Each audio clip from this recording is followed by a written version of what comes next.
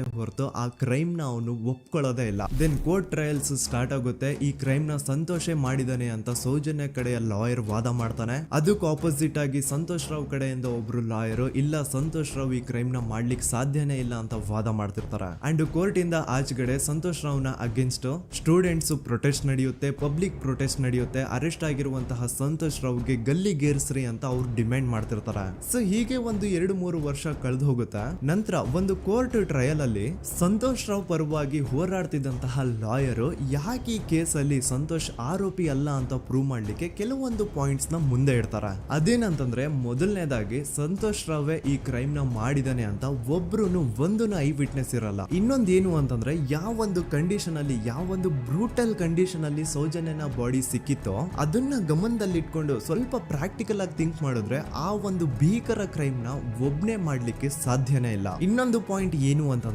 ಸೌಜನ್ಯನ ಇಂದ ಪೊಲೀಸ್ ಅವ್ರಿಗೆ ಯಾವುದೇ ಸ್ಪರ್ಮ್ ಸ್ಯಾಂಪಲ್ ಸಿಗ್ಬಾರ್ದು ಅಂತ 6 ಇಂಚು ಅಷ್ಟು ಮಣ್ಣು ಹಾಕಿರ್ತಾರ. ಸೊ ಈಗ ನೀವೇ ಹೇಳಿ ಮೆಂಟಲಿ ಇಲ್ಲಿರುವಂತಹ ಪರ್ಸನ್ಗೆ ಇಷ್ಟೊಂದು ಬುದ್ಧಿವಂತಿಕೆ ಇರುತ್ತಾ ಅನ್ಕೊಳ್ಳಿ. ಅಷ್ಟೊಂದು ಬುದ್ಧಿವಂತಿಕೆ ಅವ್ನಿಗಿದ್ರೂನು ಆ ಕ್ರೈಮ್ ಮಾಡಾದ್ಮೇಲೆ ಅವನ ಆ ಊರಿಂದ ಓಡ್ ಹೋಗ್ಬೋದಾಗಿತ್ತು. ಆದ್ರೆ ಮತ್ತ್ಯಾಕೆ ಅವನು ಅದೇ ಊರಲ್ಲೇ ಇರ್ತಾನೆ. ಅಂಡ್ ಸೌಜನ್ಯ ಕೊನೆಯದಾಗಿ ಪ್ರಕೃತಿ ಹಾಸ್ಪಿಟಲ್ ಮುಂದ್ಗಡೆಯಿಂದ ನಡ್ಕೊಂಡು ಹೋಗ್ತಾ ಇರ್ಬೇಕಾದ್ರೆ ಆ ಪ್ರಕೃತಿ ಹಾಸ್ಪಿಟಲ್ ನ ಸೆಕ್ಯೂರಿಟಿ ಗಾರ್ಡ್ ನೋಡ್ತಾನೆ. ಅಂಡ್ ಪ್ರಕೃತಿ ಹಾಸ್ಪಿಟಲ್ ನ ಆಚೆಗಡೆ CCTV ಕ್ಯಾಮರಾನು ಇರುತ್ತೆ. ಸಡನ್ಲಿ ಆ CCTV ಫುಟೇಜ್ ಕೂಡ ಕಾಣೆ ಆಗ್ಬಿಡುತ್ತಾ. ಇನ್ನೊಂದೇನು ಅಂತಂದ್ರೆ ಸೌಜನ್ಯ ಮರ್ಡರ್ ಆಗಿದ್ದು ನೆಕ್ಸ್ಟ್ ದಿನಾನೇ ಪೊಲೀಸ್ ಅವರು ಆರೋಪಿನ ಹಿಡಿದ್ರು. ಸೊ ಹಾಗಿದ್ದಾಗ ಆ ಕಲೆಕ್ಟ್ ಮಾಡಿರುವಂತಹ ಸ್ಪರ್ಮ್ ಸ್ಯಾಂಪಲ್ಸ್ ನ ಲ್ಯಾಬ್ ಗೆ ಕಳಿಸಿ ಇವನೇ ಆರೋಪಿ ಅಂತ ಕನ್ಫರ್ಮ್ ಮಾಡೋ ಬದಲಾಗಿ ಯಾಕೆ ಪೊಲೀಸ್ ಅವರು ಆ ಸ್ಪರ್ಮ್ ಸ್ಯಾಂಪಲ್ಸ್ ನ ತಮ್ಮ ಹತ್ರನೇ ಇಟ್ಕೊಂಡು 12 ದಿನವರೆಗೂ ಅದಕ್ಕೆ ಫಂಗಸ್ ಹಿಡಿಯೋವರೆಗೂ ಕಾದು ಆಮೇಲೆ ಅದನ್ನ ಲ್ಯಾಬ್ ಕಳಿಸಿದ್ರು. ಅಂಡ್ ಮೇನ್ ಇಂಪಾರ್ಟೆಂಟ್ ಆಗಿ ಸಂತೋಷ್ ರಾವ್ಗೆ ಒಂದು ಗುಪ್ತ ರೋಗ ಇರುತ್ತೆ, ಅದೇ ಫಿಮೋಸಿಸ್ ಅಂತ. ಈ ಕಾಯಿಲೆ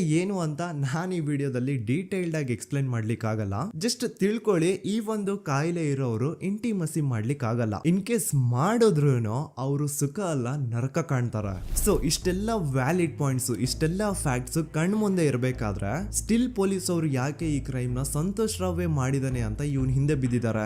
ಯಾಕೆ ಅವರು ಈ ಕ್ರೈಮ್ ಇವನ್ ಬಿಟ್ರೆ ಬೇರೆ ಯಾರಾದ್ರೂ ಮಾಡಿರ್ಬೋದಲ್ಲ ಅಂತ ಆ ಆಂಗಲ್ ಅಲ್ಲಿ ಇನ್ವೆಸ್ಟಿಗೇಷನ್ ಮಾಡ್ತಿಲ್ವಲ್ಲ ಅಂತ ಪೊಲೀಸ್ ಅವರ ಇನ್ವೆಸ್ಟಿಗೇಷನ್ ಮೇಲೆ ಈಗ ಕ್ವಶನ್ ಬರುತ್ತೆ. So after hearing all of this ಎಲ್ಲರಿಗೂ ಈಗ ಪೊಲೀಸ್ ಅವರ ಇನ್ವೆಸ್ಟಿಗೇಷನ್ ಮೇಲೆ ಡೌಟ್ ಬರುತ್ತೆ. ಅಂಡ್ ಈವನ್ ಸೌಜನ್ಯ ಅವ್ರ ಮನೆಯವರು ಕೂಡ ನಿಜವಾದ ಆರೋಪಿ ಸಂತೋಷ್ ಅಲ್ಲ ಅಂತ ತಮ್ಮ ಅಭಿಪ್ರಾಯನ ವ್ಯಕ್ತಪಡಿಸ್ತಾರೆ. ಆಗ ಅಲ್ಲಿವರೆಗೂ ಸಂತೋಷ್ ರಾವ್ನ ಗಲ್ಲಿಗೇರಿಸಿ ಅಂತ ಏನು student protest and public protest ಎಲ್ಲ ನಡೀತಾ ಇತ್ತು, ಈಗ ಅದೆಲ್ಲ ನಿಂತು ಹೋಗಿ ಎಲ್ಲಾ ಹೇಟ್ರೇಡ್ ಪೊಲೀಸ್ ಅವ್ರ ಕಡೆಗೆ ಹೋಗುತ್ತೆ. ಪೊಲೀಸ್ ಅವರು ಈ ಕೇಸಲ್ಲಿ ಕರಪ್ಟ್ ಆಗಿದ್ದಾರೆ, ಪೊಲೀಸ್ ಅವರೇ ಸತ್ಯ ಮುಚ್ಚಿಡ್ಲಿಕ್ಕೆ ಟ್ರೈ ಮಾಡ್ತಿದ್ದಾರೆ. ಹಾಗಾಗಿ ಈ ಕೇಸ್ ನ ಇನ್ ಮುಂದೆ ಪೊಲೀಸ್ ಅವರಲ್ಲದೆ CBI ಅವರು ಇನ್ವೆಸ್ಟಿಗೇಷನ್ ಮಾಡಬೇಕು, ಈ ಕೇಸ್ ನ CBI ಒಪ್ಸಿ ಅಂತ ಅಗೇನ್ ಪ್ರೊಟೆಸ್ಟ್ ಗಳು ಸ್ಟಾರ್ಟ್ ಆಗ್ತವೆ. ಸೊ ಧರ್ಮಸ್ಥಳದಲ್ಲಿ ಇಷ್ಟೊಂದು ಹೋರಾಟಗಳಾಗ್ತಿದಾವೆ, ಒಬ್ಳು ಹುಡುಗಿ ಜೊತೆ ಇಷ್ಟೊಂದು ಅನ್ಯಾಯ ಆಗಿದೆ, ಆದ್ರೂ ಸಹ ಧರ್ಮಾಧಿಕಾರಿ ಏನು ಮಾತೇ ಆಡ್ತಿಲ್ವಲ್ಲ ಈ ಹುಡುಗಿ ಬಗ್ಗೆ ಅಂತ ಜನರು ಪ್ರಶ್ನೆ ಮಾಡಿದಾಗ ಆಗ ಧರ್ಮಾಧಿಕಾರಿನೂ ಜನರು ಮುಂದೆ ಬಂದ್ಬಿಟ್ಟು ಈ ಕೇಸ್ ನ CBI ಒಪ್ಸಿ ಅಂತ ಹೋರಾಟ ಮಾಡ್ತಾರ.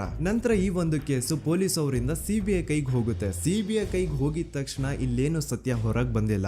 ಆ CBI ಅವರು 3-4 ವರ್ಷ ಟೈಮ್ ತಗೊಂಡು ಮತ್ತೆ ಈ ಒಂದು ಕೇಸ್ ನ ಇನ್ವೆಸ್ಟಿಗೇಷನ್ ಮಾಡ್ತಾರ. ಆದ್ರೆ ಅಲ್ಲೇನು ಇನ್ವೆಸ್ಟಿಗೇಷನ್ ಮಾಡ್ಲಿಕ್ಕೆ ಉಳಿದೇ ಇರಲ್ಲ. ಆ ಪೊಲೀಸ್ ಅವರು ಅವ್ರ ಕೈಯಲ್ಲಿ ಈ ಕೇಸು ಇದ್ದಷ್ಟು ದಿನ ಎಷ್ಟಾಗುತ್ತೋ ಅಷ್ಟು ಎವಿಡೆನ್ಸ್ ನ ಡಿಸ್ಟ್ರಾಯ್ ಮಾಡ್ಬಿಟ್ಟಿರ್ತಾರ. ಸೊ ಹಾಗಾಗಿ ಅಲ್ಲಿ CBI ಅವ್ರಿಗೆ ಇನ್ವೆಸ್ಟಿಗೇಷನ್ ಮಾಡ್ಲಿಕ್ಕೆ ಏನ್ ಉಳಿದೇ ಇರಲ್ಲ.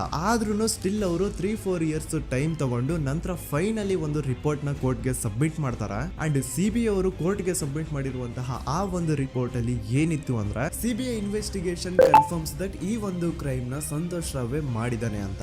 ಆದ್ರೆ ಐರೋನಿ ಈಸ್ ಇದೇ ಒಂದು ರಿಪೋರ್ಟ್ ಅಲ್ಲಿ ಇವ್ರು ಏನ್ ಹೇಳ್ತಾರೆ ಅಂದ್ರೆ ಅವ್ರಿಗೆ ಯಾವುದೇ ತರ ಎವಿಡೆನ್ಸ್ ಸಿಕ್ಕಿಲ್ಲ ಅಂತ. ಯಾಕಂದ್ರೆ ಈ ಸೌಜನ್ಯ ಕೇಸು ಪೊಲೀಸ್ ಅವ್ರ ಕೈಯಲ್ಲಿ ಇದ್ದಾಗ ಪೊಲೀಸ್ ಅವರು ತಮ್ಮ ನಿರ್ಲಕ್ಷ್ಯದಿಂದ ಎಲ್ಲಾ ಎವಿಡೆನ್ಸ್ ನ ಕಳ್ಕೊಂಡ್ಬಿಟ್ಟಿರ್ತಾರೆ. ಅಂತದ್ರಲ್ಲಿ ಯಾವೊಂದು ಆಧಾರದ ಮೇಲೆ ಇವರು ಸಂತೋಷ್ ರಾವೇ ಈ ಕ್ರೈಮ್ ನ ಮಾಡಿದ್ದಾರೆ ಅಂತ ಕ್ವಶನ್ ಮಾಡಿದಾಗ CBI ಅವ್ರ ಕಡೆಯಿಂದ ನೋ ಆನ್ಸರ್. ನೋಡಿ, ಮೊದ್ಲು ಈ ಒಂದು ಕೇಸ್ ನ ಪೊಲೀಸ್ ಅವರು ಇನ್ವೆಸ್ಟಿಗೇಷನ್ ಮಾಡಿ ನಂತರ ಈ ಒಂದು ಕೇಸು CBI ಅವ್ರ ಕೈಗೆ ಹೋಗಿ ಅವರು 3-4 ವರ್ಷ ಟೈಮ್ ತಗೊಂಡು ಇನ್ವೆಸ್ಟಿಗೇಷನ್ ಮಾಡಿ ದೆನ್ ಫೈನಲ್ ರಿಪೋರ್ಟ್ ನ ಕೋರ್ಟ್ ಗೆ ಸಬ್ಮಿಟ್ ಮಾಡೋಷ್ಟ್ರಲ್ಲಿ ಸುಮಾರು 5-6 ವರ್ಷ ಕಳೆದು ಹೋಗಿರುತ್ತೆ ಅಂಡ್ ಸ್ಟಿಲ್ ಈ ಒಂದು ಕೇಸಲ್ಲಿ ಏನೂ ಕನ್ಕ್ಲೂಷನ್ ಸಿಕ್ಕಿರಲ್ಲ. ಎವ್ರಿ ಇಯರ್ ಸೌಜನ್ಯನ ಬರ್ತ್ಡೇ ಇದ್ದಾಗ ಅಥವಾ ತಿಥಿ ಇದ್ದಾಗ ಅವಳನ್ನ ನೆನೆಸ್ಕೊಂಡು ಅವಳ ಹೆಸರಲ್ಲಿ public protest and student protest ನಡೀತಾನೆ ಇರ್ತವೆ. ಸೊ ಒಂದು ದಿನ ಈ ಒಂದು ಪ್ರೊಟೆಸ್ಟ್ ಗಳ ನ್ಯೂಸ್ ಗಿರೀಶ್ ಮುಟ್ಟಣ್ಣನವರ ಗಮನಕ್ಕೆ ಬರುತ್ತೆ. ಯಾರೀ ಗಿರೀಶ್ ಮುಟ್ಟಣ್ಣನವರ ಅಂದ್ರೆ ಇವರು very honest X police man. ನೀವು ನಂಬಲ್ಲ, ಇವ್ರು ಪೊಲೀಸ್ ಆಫೀಸರ್ ಇದ್ದಾಗ ಪಬ್ಲಿಕ್ ಅಲ್ಲಿ ಒಬ್ಬ MLA ಹೊಡೆದಿರ್ತಾರ. ಅಷ್ಟೇ ಅಲ್ಲ, ಪೊಲೀಸ್ ಡಿಪಾರ್ಟ್ಮೆಂಟ್ ಅಲ್ಲಿ ಕರಪ್ಷನ್ ಇದೆ, ಕರಪ್ಷನ್ ಇದ್ದಿದ್ ಕಡೆ ನಾನ್ ಇರಲ್ಲ ಅಂತ ಹೇಳ್ಬಿಟ್ಟು ತಮ್ಮ ಪೊಲೀಸ್ ಡ್ಯೂಟಿನ ಬಿಟ್ಬಿಟ್ಟು ಈಗ ಸಮಾಜದಲ್ಲಿ ಏನೇ ಅನ್ಯಾಯ ಆಗಿದ್ರು ಅದ್ರ ಅಗೇನ್ಸ್ಟ್ ವಾಯ್ಸ್ ರೈಸ್ ಮಾಡ್ತಿದಾರೆ. ಸೊ ಈ ಗಿರೀಶ್ ಮುಟ್ಟಣ್ಣನವರಿಗೆ ಸೌಜನ್ಯ ಕೇಸ್ ಬಗ್ಗೆ ಗೊತ್ತಾದಾಗ ಅವ್ರಿಗೆ ಈ ಕೇಸು ತುಂಬಾನೇ ಕಾಡುತ್ತೆ. ಅಲ್ಲ, ಇಷ್ಟೊಂದು ವರ್ಷಗಳಾಗೋಯ್ತು ಆ ಹುಡುಗಿ ಜೊತೆ ಅನ್ಯಾಯ ಆಗಿ, ಸ್ಟಿಲ್ ಈ ಒಂದು ಕೇಸ್ ನ ಕನ್ಕ್ಲೂಷನ್ ಸಿಕ್ತಿಲ್ವಲ್ಲ, ಏನ್ ನಡೀತಿದೆ ಧರ್ಮಸ್ಥಳದಲ್ಲಿ ಅರ್ಥ ಆಗ್ತಿಲ್ವಲ್ಲ ಅಂತ ಈ ಗಿರೀಶ್ ಅವರು ತಮ್ಮ ಹಳೆ ಪೊಲೀಸ್ ಕಾಂಟ್ಯಾಕ್ಟ್ಸ್ ನ ಯೂಸ್ ಮಾಡ್ಕೊಂಡು ಆ ಸೌಜನ್ಯ ಕೇಸ್ ಫೈಲ್ ನ ಒಂದು ಕಾಪಿನ ತಮ್ಮ ಹತ್ರ ತರಿಸ್ಕೋತಾರ. ಆ ಒಂದು ಕೇಸ್ ಫೈಲ್ ಅಲ್ಲಿ ಸೌಜನ್ಯ ಬಗ್ಗೆ ಅಷ್ಟೇ ಅಲ್ಲದೆ ಸಂತೋಷ್ ರಾವ್ ಬಗ್ಗೆನೂ ಇನ್ಫಾರ್ಮೇಶನ್ ಇರುತ್ತೆ. ಅಂಡ್ ಗಿರೀಶ್ ಅವರು ಸಂತೋಷ್ ಬಗ್ಗೆ ಇರುವಂತಹ ಇನ್ಫಾರ್ಮೇಶನ್ ನೋಡ್ತಾ ಇರ್ಬೇಕಾದ್ರೆ ಅವರು ಒಂದು ವಿಷಯನ ನೋಟಿಸ್ ಮಾಡ್ತಾರ. ಅದೇನಂತಂದ್ರೆ ಪೊಲೀಸ್ ಅವರು ಸಂತೋಷ್ ರಾವ್ನ ಬರೀ ಸೌಜನ್ಯ ಕೇಸ್ ಅಲ್ಲಿ ಒಂದೇ ಫಿಟ್ ಮಾಡಿರಲ್ಲ, ಸೌಜನ್ಯ ಸಾಯೋಕ್ಕಿಂತ 20 ದಿನ ಹಿಂದೆ ಧರ್ಮಸ್ಥಳದಲ್ಲೇ ನಡೆದಿರುವಂತಹ ಒಂದು ಕ್ರೈಮ್ ಅಲ್ಲಿನೂ ಸಹ ಸಂತೋಷ್ ರಾವೇ ಆರೋಪಿ ಅಂತ ಮೆನ್ಷನ್ ಮಾಡಿರ್ತಾರ. ಸೊ ಸೌಜನ್ಯ ಕೇಸ್ ಬಿಟ್ಟು ಆ ಇನ್ನೊಂದು ಕೇಸ್ ಯಾವುದು, ಅದಕ್ಕೂ ಸಂತೋಷ್ಗೂ ಏನ್ ಸಂಬಂಧ,